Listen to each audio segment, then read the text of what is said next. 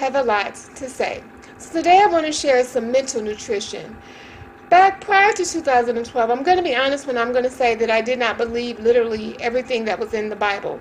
In particular, the scripture that says, "So as a man thinketh it in his heart, so is he." And I also developed a broader understanding about reaping and sowing. And these are two concepts that I've been able to apply to every area of my life. So taking a closer look at the scripture, "So as a man thinketh in his heart, so is he." And by the way, this is also talking about woman. So as a woman thinks in her heart, so is she. So I thought that this was a call for perfection, and everybody knows that you cannot reach perfection, so I rejected it. But thank God for understanding. I got in my Bible, and I since then realized that this scripture is not talking about a momentary thought. If someone cuts me off and I have a moment of anger or frustration, as long as I release it and I don't hold on to it, I don't harbor unforgiveness or bitterness or revenge feelings, this is not what this scripture is talking about. This scripture is talking about the thinking that I do when I am, the repetitive thinking that I do when I am alone, in my alone time, and the thoughts that I have when I set aside time to think about my daydreams. The things that interrupt me when I'm busy and I entertain them. The things that I dream about, the thoughts that I dream about when I'm sleeping. These are the thoughts that are in my heart and that are me. And this became apparent to me in 2012 at the lowest part of my life, and I will share my testimony. But going on to what a person sows, they shall reap. I put this in a box, and I said this was basically talking about, if I give, I will receive. If I punch, I will be beat up, basically.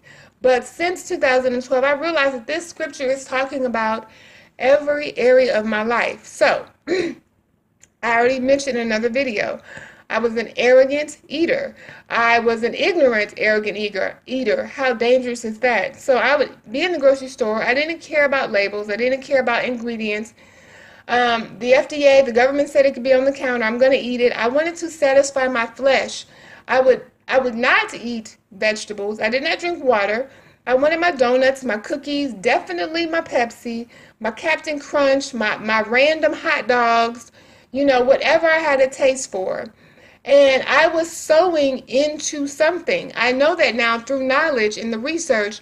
Whatever a person is eating, they're sowing into something in the future or immediately, depending on what their genetics are. But I was sowing into the health that I had been dealt in 2012.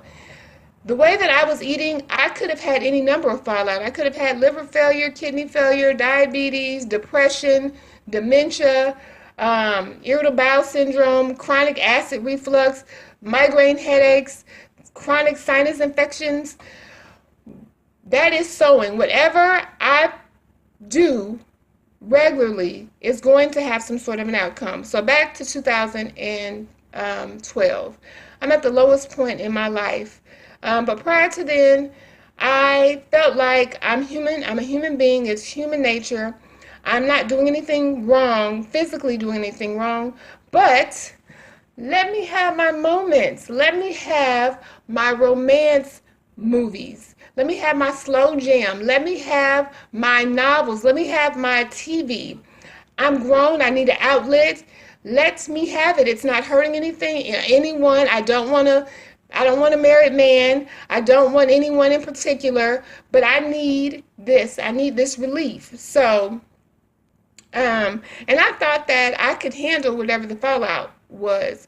I thought that I would, perhaps from me hearing, I would open my little black book and call somebody, but I had my A, B, C, D, E, F, G plan to deal with a moment if I ever got to that point. But it's funny how it happened. The fallout from me sowing into lust the fallout wasn't what I thought it would be. It came at the worst, most possible time for me.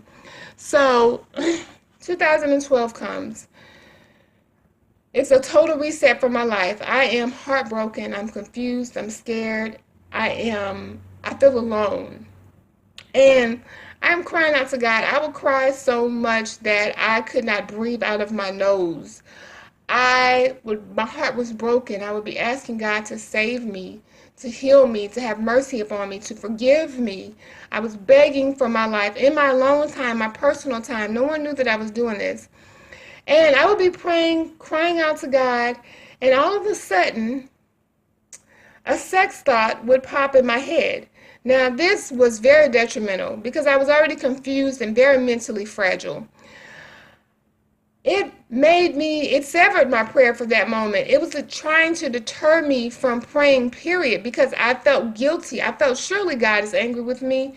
He allowed me to get cancer, and for this thought to pop in my head at this moment, I thought that I had angered God and that, I had did something very disrespectful in his presence. And why wouldn't the thought pop in my head? It's funny. I had entertained it many, many times, not this particular thought, but this lustful feeling, many, many times. I let it intrude in my daily activity, in my busy time.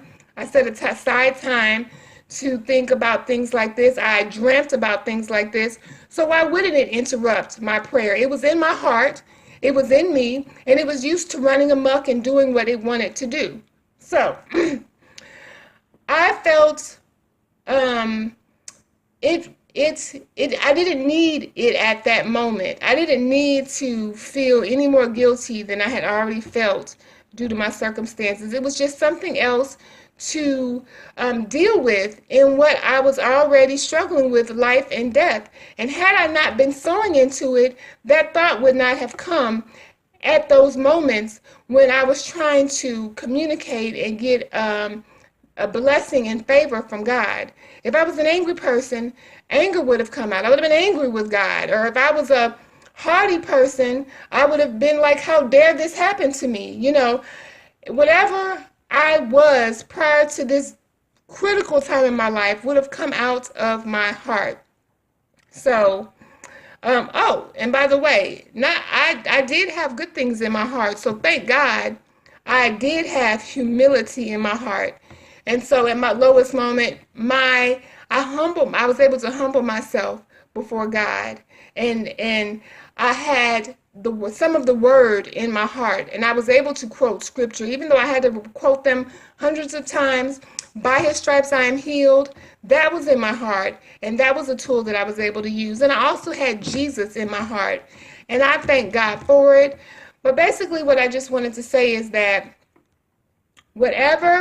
I know now that whatever I think about, whatever I entertain, I don't have to necessarily know what the fallout is going to be. It could be a shocker. Because to me, in my prayer, when I'm asking God for my life, surely I have enough sense not to be thinking about sex when he talks clearly in his Bible that he doesn't want our minds to be on that.